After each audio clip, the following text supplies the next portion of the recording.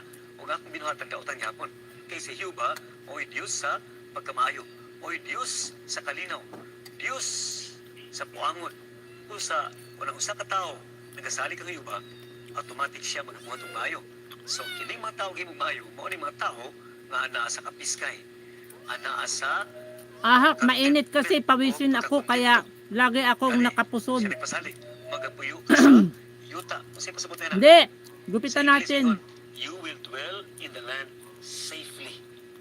Ay atong land sa atong kalibutan karon. Mas bata ka pa nga sa akin eh.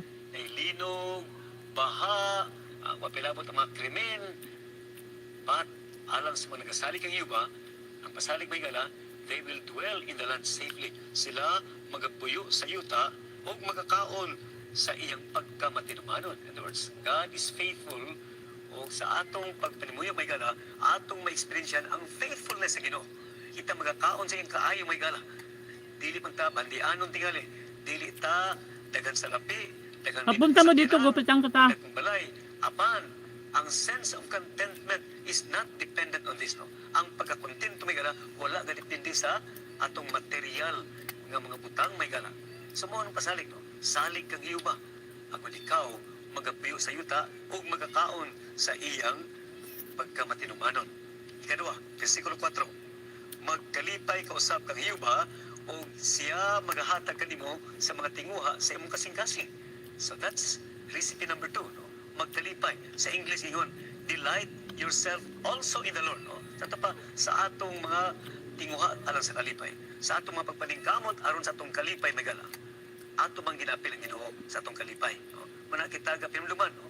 Nga dito ta mo balik sa Ginoo. At the end of the road, no?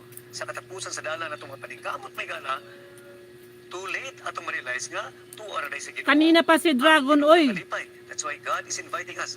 Delight yourself also in the Lord. No? Ikalipay po si Hiuba kung ikaw makapatulong kalipay sa mong kasing-kasing. Ano mga patanong labi na, no? Are you making God a part of your equation? Sa atong mga paningkamot may gala. May mga patanong, ambitious kayo ta, di ba? Kaagi po ka na, no? Ambisyoso kayo ta. No? Kinahanglan kita magbuot sa itong kinabuhi. Kita gusto apil-apil ang Ginoo. But my friends, at the end of the road, sa katapusan Ayaw sa ayaw itong paningkamot may gala, pusoy gihapon, then too late we realize nga may pag-akong ikaw pa ng Ginoo. Wa pa ang si ka na akong panahon. Wa pa nag-usik-usik sa akong puso, sa akong salapi. Delight yourself also in the Lord, and He will give you the desires of your heart. No?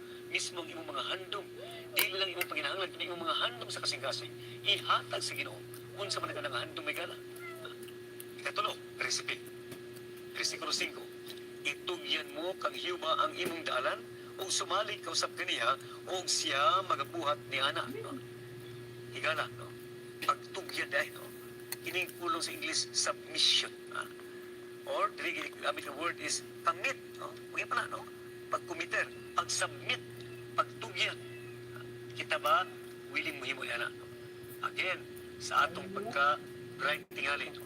Sa atong pagka-diskartidor, sa atong pagka-may mo plano, kita ba willing mo tugyan sa Ginoo? In other words, Ginoo, muna akong handong, muna akong tinguha, muna akong goal, muna akong mga specific plans. But in the end, sa katapusan Ginoo, ikaw ang buot. Are we willing to say that, my friends, sa itong pagampo? Ginoo, gusto ko mahimong ani, o gusto na ko maabot kini, o alang sa akong kabataan, o sa akong panginabuhi, sa akong profesyon. But in the end, Lord, thy will be done. Muna ito ng submission may gala. Sa pag-ampon ni Jesus Christ, dito sa Gethsemane, ato nila kita may gala nga, Espiritu. No? Ato pa niya, Ginoo, kung mahimo, ipalabay na lang. Katapa, ayaw nang dalo na nga, kung pag-antos, mahimo, gitaglang paagi, aron maluwas ang kalibutan. But again, samingon, but not my will, but thine be done.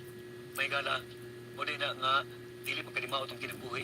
Muna na nga, watay kalinaw, watay sense of contentment. Gaman, kaya gusto kita nga kita magbuot sa itong kinabuhi.